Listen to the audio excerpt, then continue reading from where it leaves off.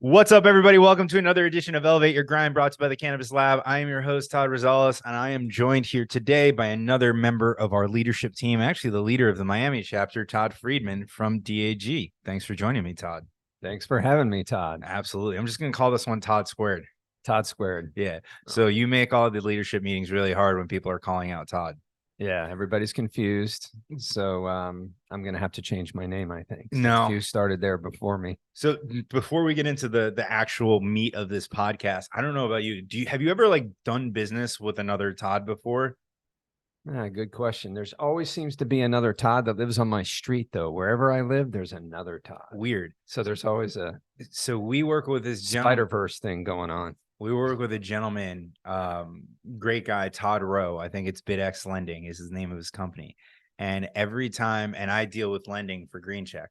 So every time someone shoots him an email and copies me, the first two times I actually responded to it because I didn't read the body of the email really so much to realize, and I'd read it and I'd be like, this isn't my call. Why are they sending it to me? And then someone's like, yo, why do you keep responding to the emails that are going to Todd Rowe? I'm like, oh, that makes so much more sense. Yeah. So you even have the first two letters of your last name. Can't even say Todd R. Yeah, so that happens with Todd because, if your name was David, you'd expect it, or John or whatever, but Todds are kind of rare. I didn't meet my first Todd, other than me, till I was 15, I think. I don't know. No, I always had one. There was one even in elementary school. There was another Todd. And we were all happy. We were happy that there was one other guy named Todd. So it's always that very case. cool, man. Yeah. Well, it's been great having you as part of C-Lab. You've done phenomenal things with the Miami chapter. As I told you, last night, I was intending to go down to Miami over Fort Lauderdale. So it's awesome to have you. DAG has been a great part of C-Lab for a long time, and getting you involved, I think, has been phenomenal, hopefully for them and obviously for our group. You've stepped up, you've done a great job with leadership. I'm curious, with your background, with what you've done, DAG is in construction, you're doing marketing previous to that. Why would you want to work in this industry? It's a little rough right now. Well, I felt like I was always behind the curve with new industries and web and digital, and I was like, this industry excited me because I always felt like cannabis had this kind of secret code to it, where there was this plant that has so many good aspects, but it was vilified for no reason. So I thought, now that cannabis is coming online or whatever, I wanted to be at the beginning of that. Yeah. So I started to, before I was with DAG, I started to build an agency that was focused on cannabis. And I thought it was going to be a great market for branding and everything. And then I decided to go in-house with a great company where I felt like we could, DAG could really make a name for itself in the industry. So. I feel like you had the right idea, wrong timing with your agency, right? Because not until kind of recently, the majority, now there are some great brands out there, don't get me wrong, but the majority of brands that popped up, at least the ones that didn't come from the legacy market, there was no branding. It was just, we grow good weed, this is what we have, this is the price. And a lot of it, even to this day, seems to be purchased on price availability as well. So now I think you're starting to see people realize that branding at the very least gets people to open your package. And if you have good stuff in the package, then they'll come back. So it's funny to me. I think you had a great idea just a little bit early, but worked out for DAG, didn't it? Yeah, it was a little early. And I think that, what the industry is understanding is brands is what's going to win out. Yeah. So that's a combination of your, what you stand for and how good your product is. You can't just have a great looking brand and not deliver on the product, of course. Of course. But I think that's really what's going to work out. And with DAG, we have such an amazing opportunity in cultivation and in building facilities. And I just was too excited about that opportunity. Yeah, and I think we're right at the peak of a lot of these facilities being created, or these facilities being expanded, or at least becoming more standardized and modernized, right? And you can correct me if I'm wrong, but I kind of look at the industry and I think Now, I mean, you always had growers that kind of talk to each other, but everything was, you know, close to the tooth, and like there was no standardization, and they used whatever they can get available. Like I've dabbled in the world of things as simple as disinfectants, and they use two very highly toxic disinfectants because that's just what they've known. They've never had to worry about purity or renewability or any of that other stuff. So, you know, as in we'll take a step back and talk about what DAG does from a general standpoint so people understand. But as you're going into these facilities, I feel like a lot of them just might feel like super outdated because a lot of legacy growers, they started in a garage and they just kind of piecemeal together whatever worked, and they made this work with this, and they had to be kind of electrical engineers and regular engineers and figure out what works, what doesn't. And it's funny to me because the majority of legacy cultivators that I've interviewed David Pauly, I've interviewed Ted Lighty. I got to talk to Alice Villegas, who Miami Mango. They were contractors or were construction at some point in time. And that knowledge helped them build their grow facilities. So it's got to be really interesting when you look through facilities for the first time, especially the ones that you're retrofitting, to see what they've done. Yeah. It's a hard thing to execute and to pull off. So having construction background is not a bad, it's certainly going to help them. The challenge is when you have cultivators that have no understanding of construction and engineering, they know how to grow. So it really needs to be a, you know, symbiotic relationship to be able to say, all right, this is your goal for the facility. And, you know, these are all the parts and pieces we're going to need to put it together. It's a collaboration. And we find that a lot of companies that have tried to do it themselves the first time don't want to do that a second time. Yeah.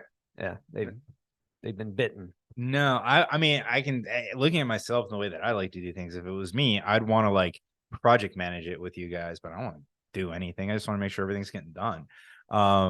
Tell us just in general. So DAG, you guys are a construction company focused on building and retrofitting cultivation facilities for the most part, right? That's 100% correct. Yeah. So what happened was we started off as a, you know, construction company for 40 years. It's, you know, been around. And I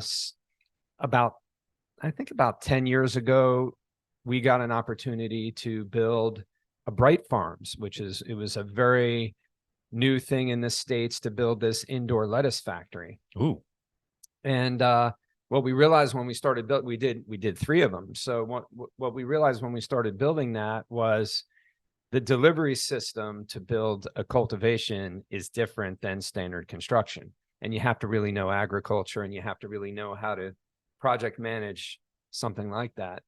So that's where the seed of the idea began with Mark Gemignani, the CEO. That's where the seed of the idea began. And then right about that time, cannabis was coming on with, you know, 10 years ago, I guess, was the first adult use. Yeah, 2015 in Colorado. So, you know, Mark had the vision to say, you know, this is very similar to what we're doing as far as with lettuce. We should really get involved in cannabis. And so, you know, and we were all okay with it, you know, like we were like, this is fun. You know, it's a fun industry to get into. And not a lot of people have the skill and understanding of what it takes to do it. So that's kind of like, that was the origin. And I think he made the right call. Yeah, he definitely did. So he's like, well, we did lettuce. Now let's go after the devil's lettuce. The devil's, and that's what we say. It says it doesn't really matter what you grow. We can build the facility around what you grow. And that's the idea. I think that's what's the interesting part of cannabis too, is like, as it becomes more normalized, like there are other industries that use similar facilities for indoor growing. Like most indoor crops, I know, I think Glasshouse Farms retrofitted a tomato factory or something along those lines. I know other people, like, I don't know if it's the joke they say that they were growing broccoli. Is that how they hide weed, or if they're actually growing broccoli? But I don't know. You know, you have all these. I have a friend of mine, the one who did the disinfectant stuff, like telling me about all these indoor facilities, and he learned essentially how to build an ideal indoor cultivation environment, never having touched weed, just working with other indoor horticultural facilities. Yeah, there's, you know, it's a sensitive machine. So really what, you know, you're building, people think of it as a building, but you're building a machine to produce something, some Yeah. kind of plant.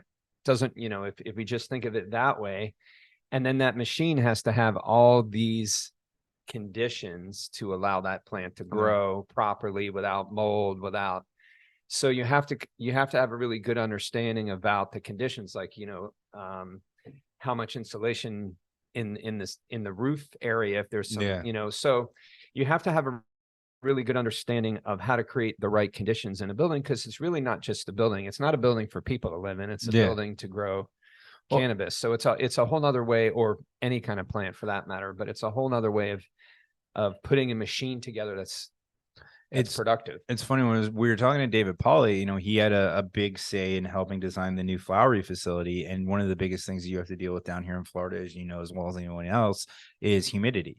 And if you go into the new flowery facility, there's like 2 or 3 rooms before you actually get into the main area where you can go into the cultivation rooms. And he was telling me is basically that was designed to mitigate the outdoor humidity coming inside. And it was just by simply, you have the lobby, and then there's like a clean room, and then there's like the locker room facility, and then there's like one more catch room, and you go in. And it's funny, like you say, you have to figure out how you can mitigate the outside from the inside and figure out all this. When DAG gets involved in the project, like where do you guys delineate what you do? Because when it comes to building a grow facility, it's what type of grow facility are you going to do? What type of lights are you going to use? Are you going to use HPS? Are you going to use LEDs? What kind of nutrient systems are you using? The watering systems? Are you going to hand water? Are you going to put watering systems in there?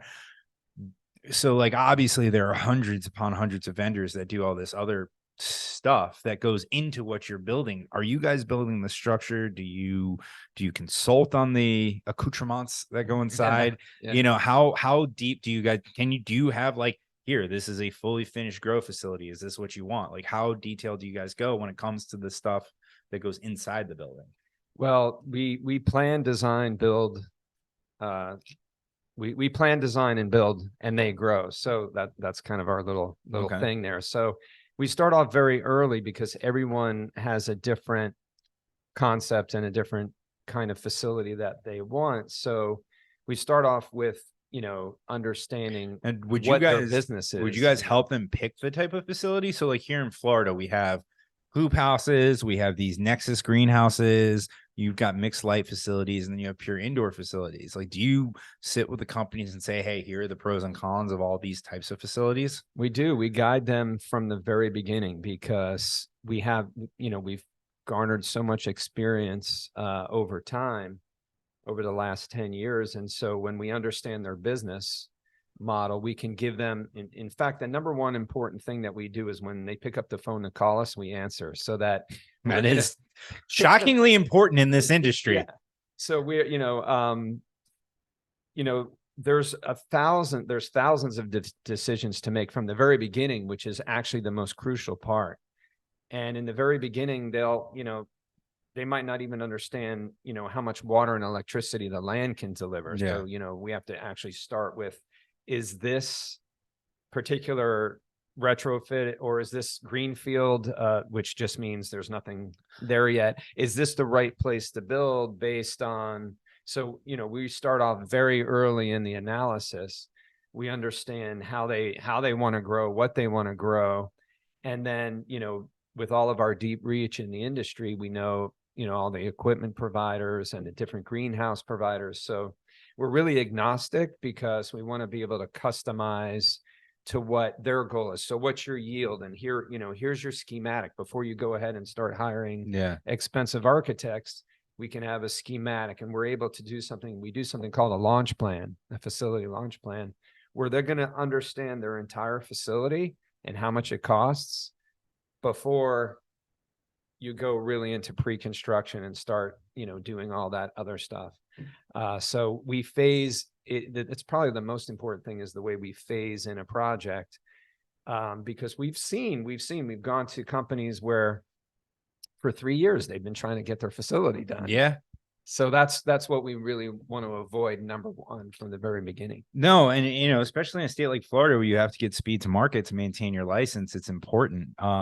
It's funny to me because you talk about what the land can deliver, and that's not something I ever considered until for some reason I started joining a couple Facebook groups that were like land for sale. Yeah. And in the middle of fucking nowhere, Florida, and they're like, hooked up for electricity and water. I'm like, wait a second, they're a piece of land you can't do that on, or like no road access and stuff like that. And it's crazy to me that this actually, I don't think people in the northeastern United States have to deal with this because most of that is pavement anyway. But down here, you got some wide open lands that they don't realize it's literally just a piece of land. Yeah, There's no utilities on well, it. but also even in the north, you might find that you have to deal with wastewater.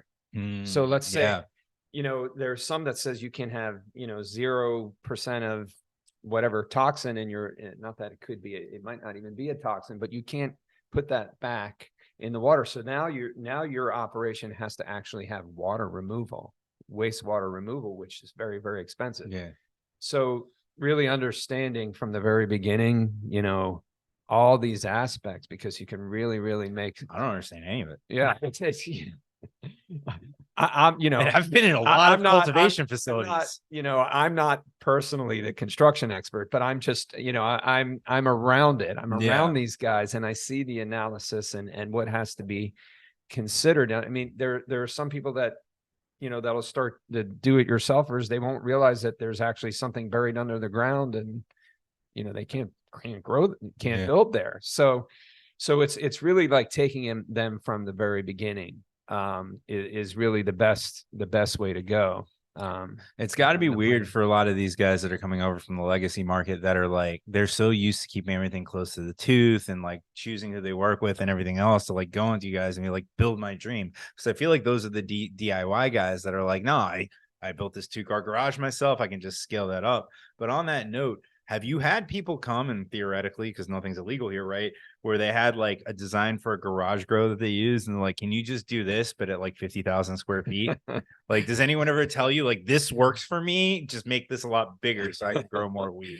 We get these drawings in, and we show them to our director of architecture and engineering, who's done 200 facilities and been seen. That's everything. A lot of weed facilities. Yeah. And it's seen every type, and we try to very nicely say, all right, we see what you're trying to do, but let us make a suggestion on how you're going to design that. That's one of the things I've harped on for a while now, is like, we're at a point in time right now where you have, and nothing against CMSOs. Listen, they try to do what they try to do, and some succeed and some don't.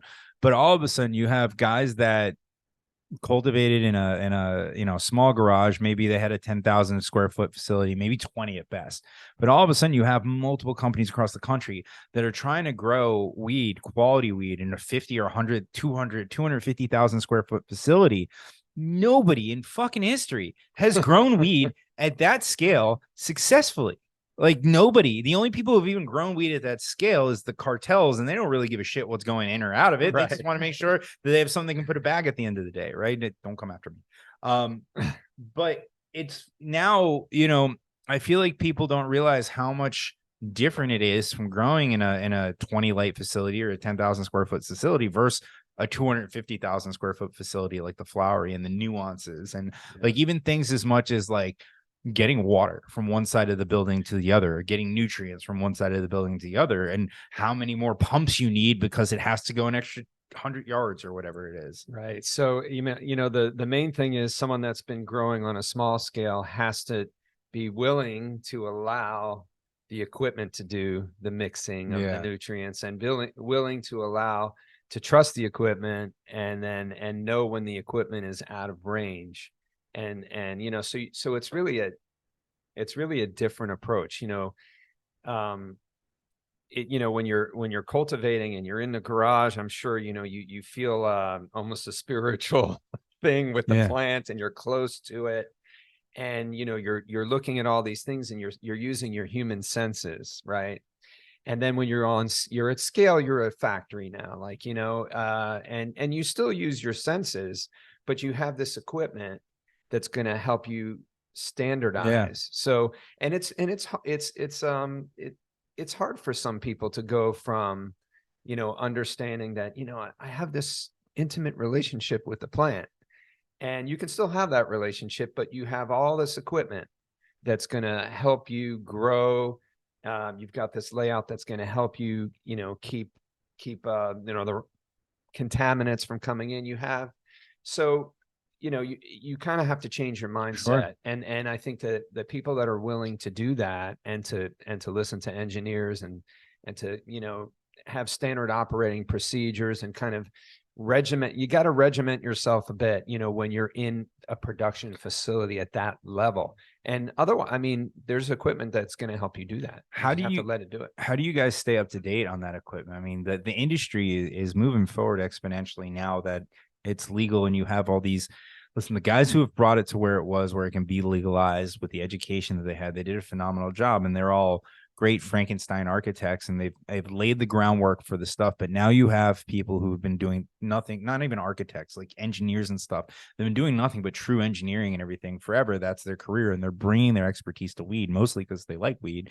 But I feel like the technology in this industry is getting exponentially faster. How do you guys keep up with all of that? And how do you make your recommendations on what someone should be using? Right. Well, the number one thing is to get the blocking and tackling right. Yeah.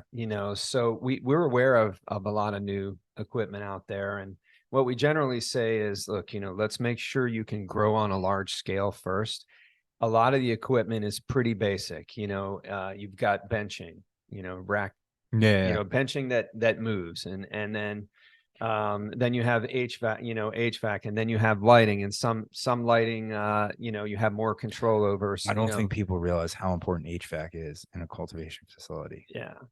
It's super important. And dehumidification. So, you have this, the basics right. Get the basics right.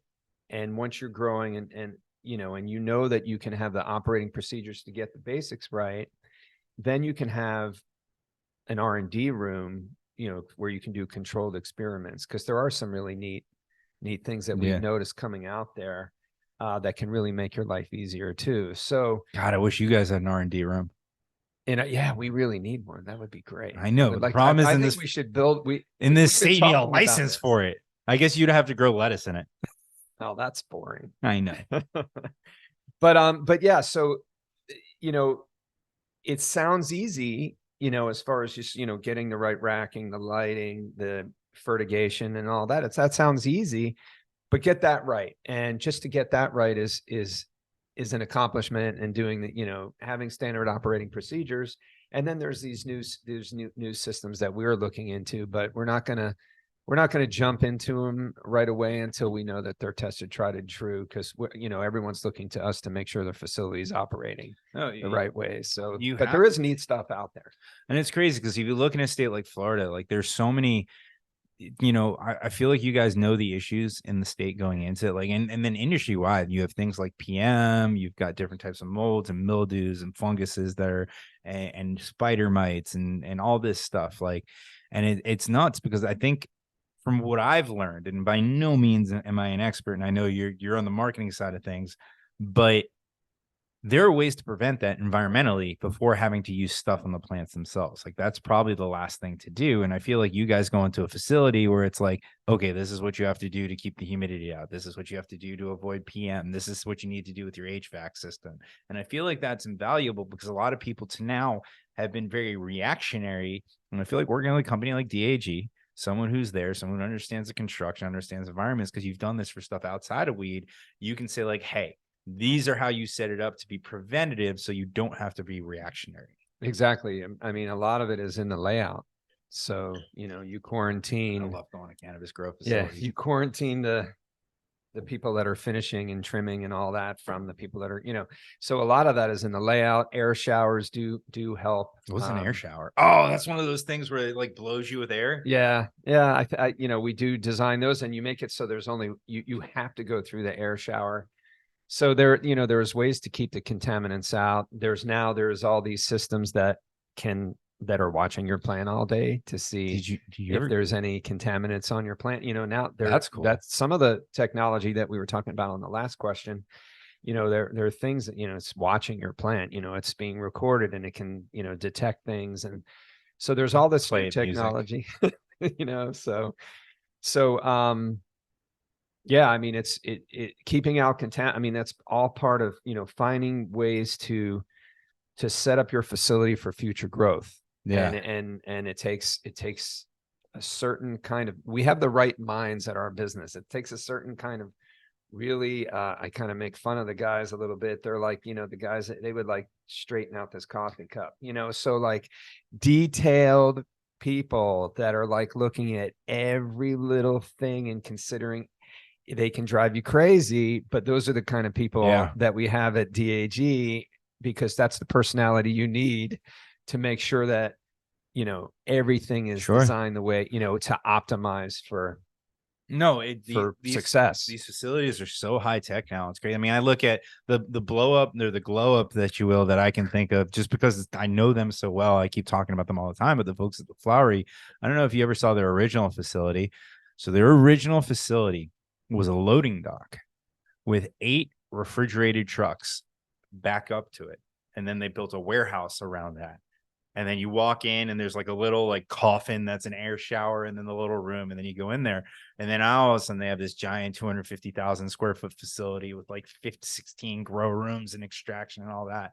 And it's nuts to see like them going from version 1.0 to 2.0. And I feel like you guys have been a part of so many of those stories, like within this state and beyond. What are some of your favorite projects that you can recall that you guys have worked on? Favorite projects. So, well, right now, you don't have to say, I know client stuff's coming. You don't have to mention so, clients, you state or region or whatever. I'm trying to think. Take your time. projects. We can edit it out if it takes you a while. I mean, right now we have this massive project. It's I think it's over 60,000. That's a biggie. It's over 60,000 square feet, but it keeps growing. Like this project keeps getting bigger. It's just these guys that we're working for, they just want to do everything right, and they really want to grow at scale, and solving those problems for them, there's greenhouse components, there's a huge water room, we've done a mezzanine. It's just mezzanine is the second floor. Yeah. So, mezzanine is like building a second floor, or sometimes we build a mezzanine to put all the equipment up there. Oh, that's cool. So, so there's a lot of problem solving, and I'm kind of outside from the construction guys, I know that. But, there's a lot of problem solving, and I hear, and they're always trying to figure out how to. It's more than just maximizing your canopy. It's how you maximize the entire operation, and it's just a massive. This one is massive, and it keeps getting bigger.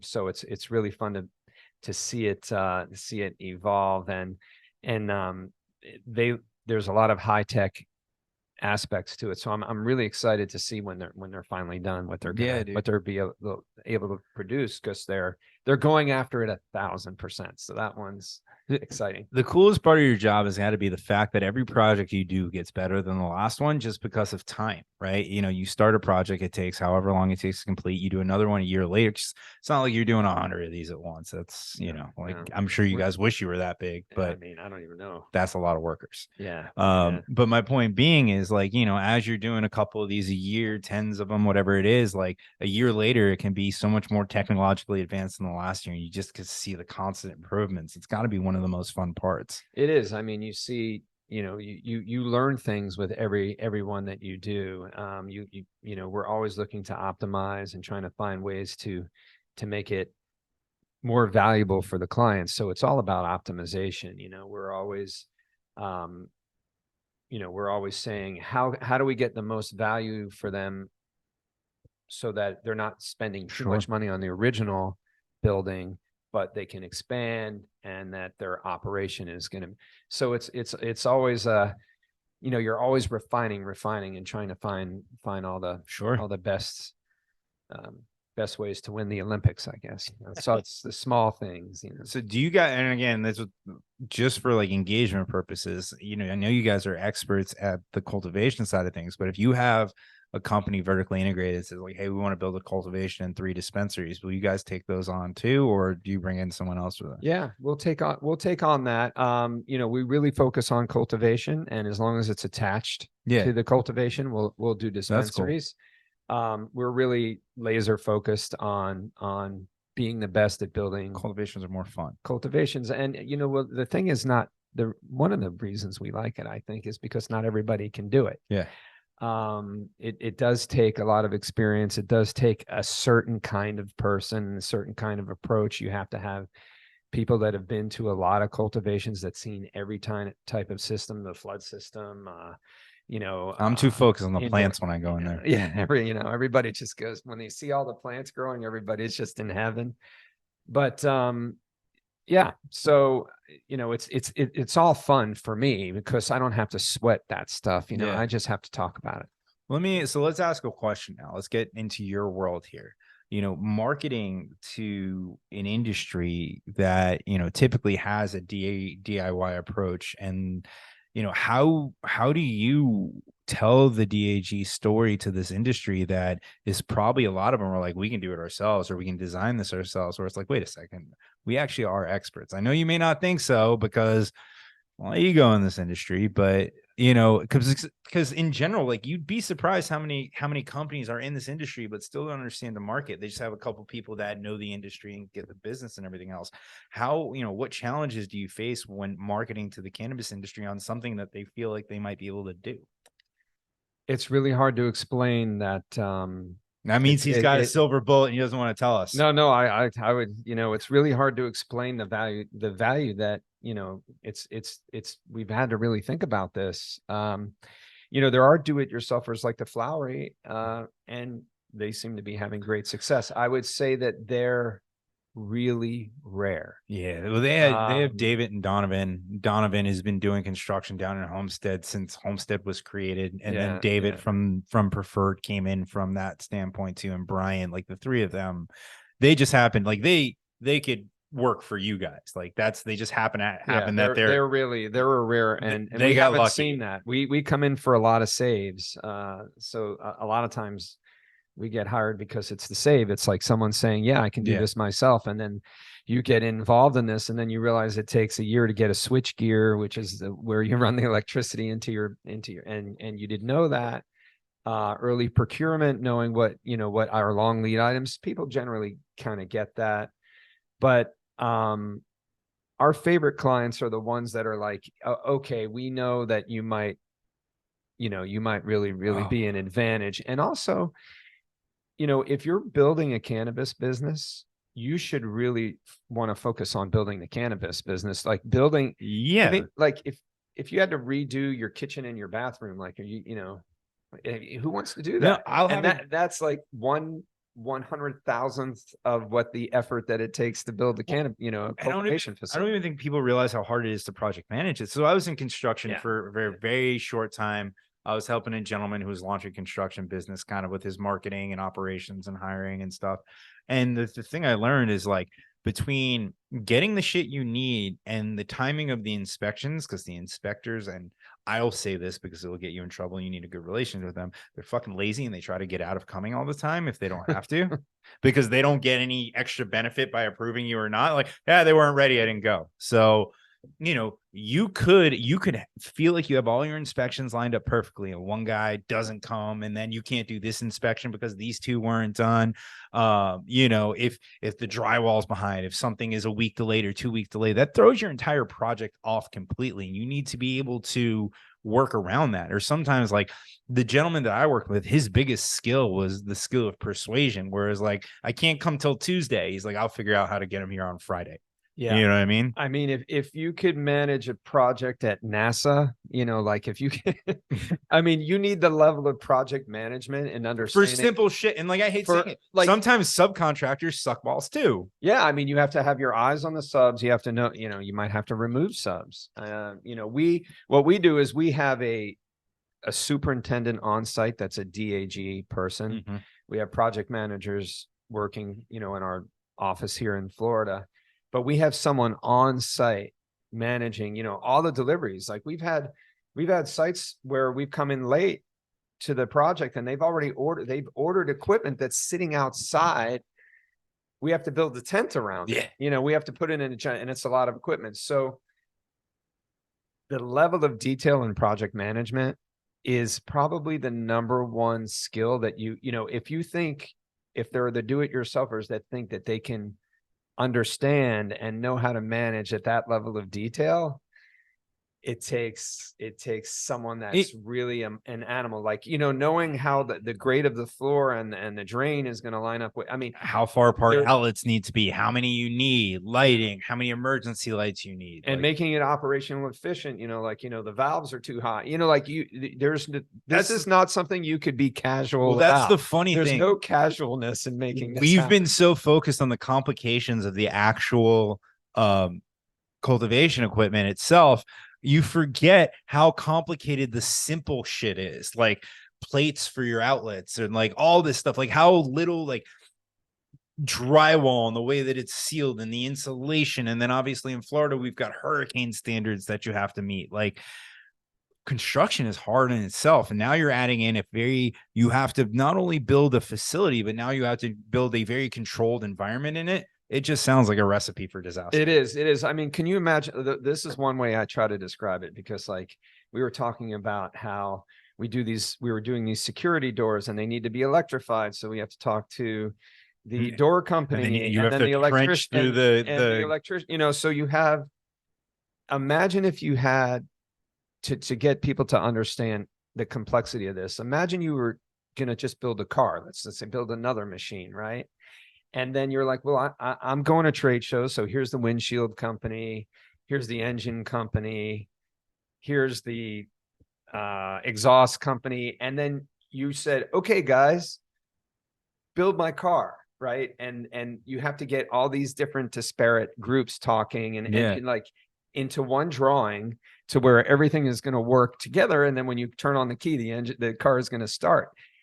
It's not going to start. No, you know, these are you have different suppliers, you have different, you know, and then everybody has the ability to point the finger at the next guy. And that's what you end up where you end up. Yeah. You end up with like, you know, well, this guy didn't give me the right drawing, so that's why I have the drain in the wrong place, and this measurement is off. So you have to be able to manage all these disparate people. You know, managing people is the hardest thing, right?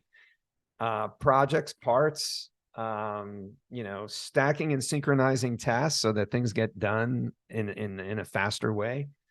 So, and that's what they're like, I can manage, you know, like we would say, like, I would say I could manage my own kitchen rebuild, possibly. You know, maybe, but I might, but like, I might be in jail for striking a sub. I don't know. On this level of a facility, and you have all these disparate companies, they're not communicating. It's also the lifeblood of your business too. Like it's as Brady Cobb said, it's your kitchen. You know, you got to get your kitchen in order. So so it's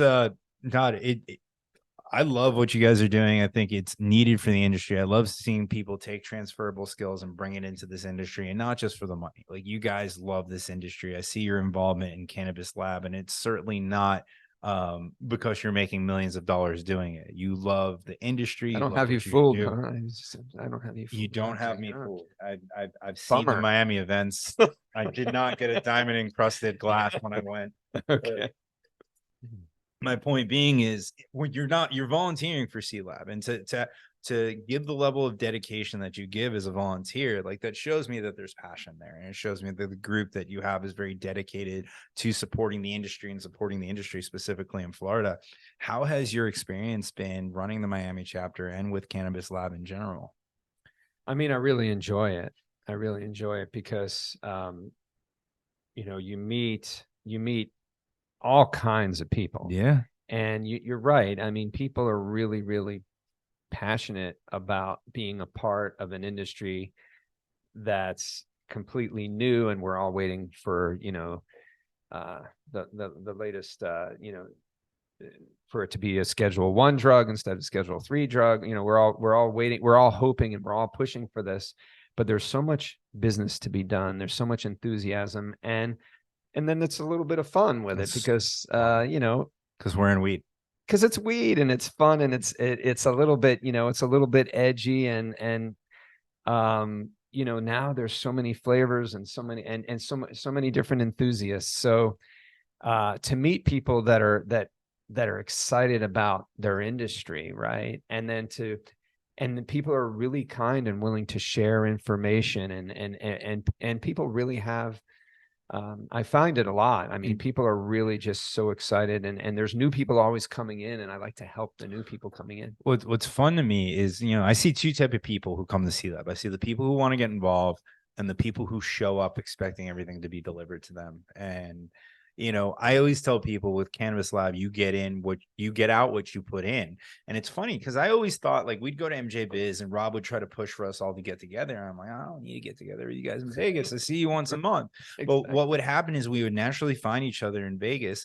And like I would meet up with you, and then Aisha would be with us and we'd be talking. But then like you expand your network that way because 2 or 3 people that Aisha know would show up. It's like, oh, this is Todd and Todd, and or 2 or 3 people that you know, or 2 or 3 people that I know. And then you expand your network. And it's kind of like a joke in the industry. It's you remember in Donnie Brasco, friend of mine, friend of ours, Yeah, right, yeah, with yeah. the mafia, Yeah, right? Like, you know, all of a sudden it's a lot easier for you to do business with that person because you're a friend of mine, right? exactly. And that's what I love about the group that we've created. We have this core group, the people that are willing to put in the effort with C-Lab, we all benefit. And like most of my texts all day are C-Lab leaders or people like, hey, can you do this for me? Can I do that for you? Blah, blah, blah. It's been a phenomenal, and you've been a very integral part of that group, man. So thank you for joining. Thank you so much, Todd. And I just want one last thought is, you know, I think building business is all about building relationships. Yeah. And C-Lab really, you know, allows us to do that. Yeah, but we can't talk that much positive about Rob. He's going to get a big head. I'm just kidding. Yeah, we don't want to do that for sure. Well, Todd, thank you for sitting down. Thank you for coming up and doing this. Plugs, websites, social media, anything before we let you go. Yeah, anybody wants to get started with a facility, go to dagfacilities.com and start with plan a facility, and we'll get right back to you, and then we can start discussing your facility. And you know, I think I'm sure we give you some good guidance from the very beginning. Yep. Check out Todd in Miami, 3rd Thursday every month at the Miami Cannabis Lab event. Google Cannabis Lab Eventbrite if you want to check those out. If you're not in Miami, we have events Miami, Fort Lauderdale, Orlando, and Tampa. All great events. More stuff coming. And we'll see you guys next time.